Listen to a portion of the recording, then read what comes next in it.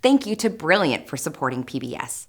I just got my latest electricity bill in the mail, and surprise, surprise, rates have gone up again. Here in Texas, where we live, the average consumer pays about 25% more per kilowatt hour than they did a few years ago. And Texas is hardly alone. Why are all the lights off in here? Oh, I'm trying to save money on our power bill. Well, we can't shoot an episode in the dark. Fine, but let's do this quick. Electricity is more expensive now than ever for many Americans, all because of those faceless corporate box-like buildings filled with chips and servers. Chili's? Data centers.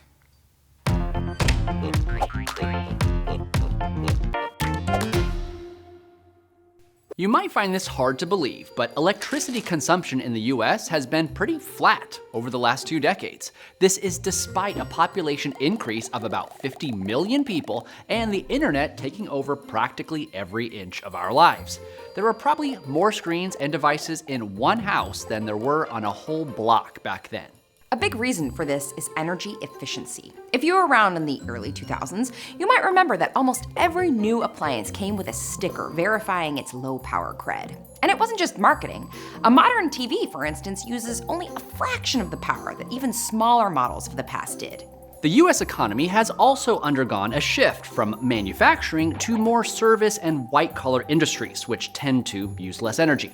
Together, these factors have kept demand for electricity fairly stable despite the increasing reliance on it in our day-to-day lives. But that is changing as we speak. Power consumption has shot up over the last few years, and the main culprit seems to be data centers. Data centers are nothing new. They're basically big buildings full of interconnected computing systems and servers, and they've been the physical backbone of the internet ever since it was born. What's different now is artificial intelligence. Despite the radical brilliance of its designers, what we now call AI is a fairly brute force technology. Large language models have been trained on billions of pages of text with trillions of parameters just to answer simple questions like, help me name my D&D character. With ChatGPT alone getting over 2.5 billion queries every day, that's a heck of a lot of processing power, which requires a heck of a lot of energy. A typical hyperscale data center, the industrial complex-sized ones favored by the biggest tech companies, uses about as much energy as 100,000 households every year. Tech companies are pouring billions into the construction of new data centers, and it's putting a major strain on power grids. For ordinary households in the region, that translates into higher electricity bills. Prices vary across the country, measured by locational marginal pricing points, also known as nodes. A Bloomberg study found that of the nodes that saw price increases over the last 5 years, about 3/4 of them were within 50 miles of significant data center activity. And this is projected to only get worse. At the rate tech companies are investing in new data centers, the industry is predicted to double its energy demands by 2035, making up around 9% of total electricity consumption in America. Some say it will be the biggest increase in energy demand since the widespread adoption of air conditioning in the mid-20th century. Data centers tend to cluster in areas that already have the infrastructure they need, like high-speed internet access, so certain regions get hit especially hard. Virginia is home to about 150 hyperscalers, with a power usage equivalent to over 10 million households. The effects are felt as far away as Baltimore, where electricity prices have gone up 125%. Although Texas is also a hub of data center construction, our region's prices have been somewhat offset by the massive expansion in renewable energies like solar and wind. But that may not last long. The One Big Beautiful Bill passed by Congress in 2025 dramatically cut incentives for green technology, which many experts say has the most potential for fulfilling our growing energy demands.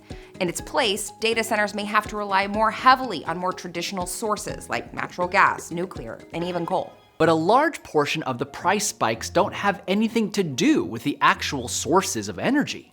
It's estimated that up to half of the average American's electric bill actually pays for delivery, which includes infrastructure updates, maintenance, and expansion. This has been especially expensive recently as old equipment has had to be retrofitted to withstand extreme weather events caused by climate change. A few years ago, here in Texas, millions of homes, including ours, lost power for almost a week. thanks to a cold snap that a Minnesotan would have considered a balmy day.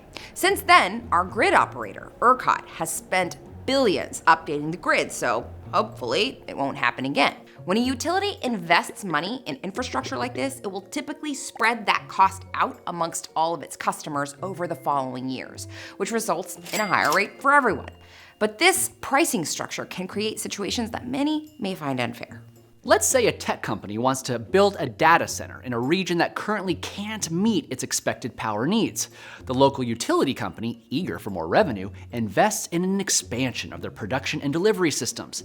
The cost of this expansion is passed on to all of the customers evenly in the form of rate increases. This means that ordinary bill payers will help finance construction explicitly done to serve the needs of the data center. Tech companies counter that, like any development, data centers bring jobs and economic growth to the area. Although once a data center is constructed, it requires a lot fewer workers than, say, a factory. But there's an even deeper fear.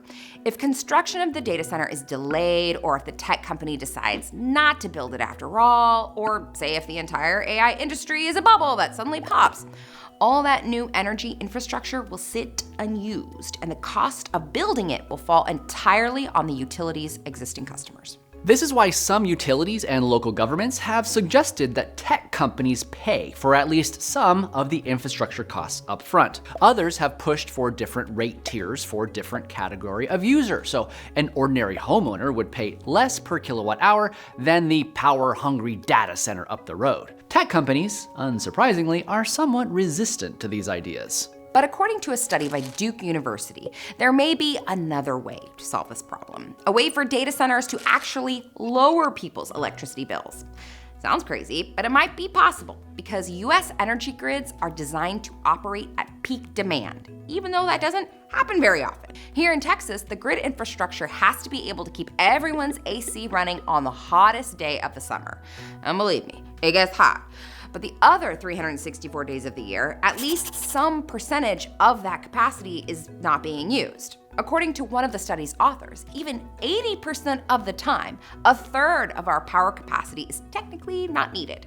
If data centers could be designed to have flexible power needs, that is, if they could use less energy when demand is high and more when demand is low, they could conceivably enter into a power grid without needing to raise peak capacity by much.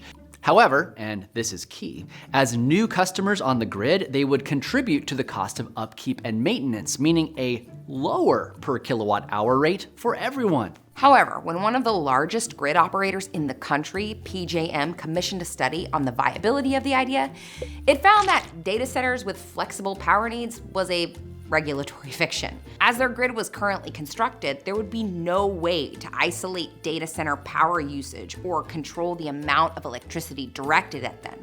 It would be completely up to the data centers to voluntarily and without guidance reduce their own power consumption, which few are designed to do. Here in Texas, ERCOT has more flexibility, which allowed the Texas legislature to pass a bill that gave the utility the authority to essentially unplug data centers from the grid in times of emergency. But if tech companies could find a way to bake this flexibility into the design of data centers, maybe by rerouting requests or on-site battery storage, they could sidestep a big obstacle in power management. Of course, this would mean a lot of different factions in government, business, environmental, and consumer advocacy groups coming together to hammer out a compromise, which is hard to imagine, but possible. Or maybe the AI bubble will burst and all these dreams of fields of data centers will evaporate. Well, if that happens, we'll have a lot more to worry about than our electricity bill. And that's our 2 cents. Thank you to Brilliant for supporting PBS. Brilliant is designed to help learners excel in math and computer science with visual, interactive problem solving and personalized practice. If you're interested in diving into science topics, Brilliant's science courses can help you develop your scientific intuition with lessons in physics, electricity, digital circuits, and more. Brilliant lessons start with mastering the foundations and help you level up to increasingly challenging problems. To try everything Brilliant has to offer for free for a full 30 days, visit brilliant.org/2 cents or click on the link in the description. If you go now, you'll also get 20% off an annual premium subscription. thanks to our patrons for keeping 2 Cents financially healthy. Click the link in the description to become a 2 Cents patron.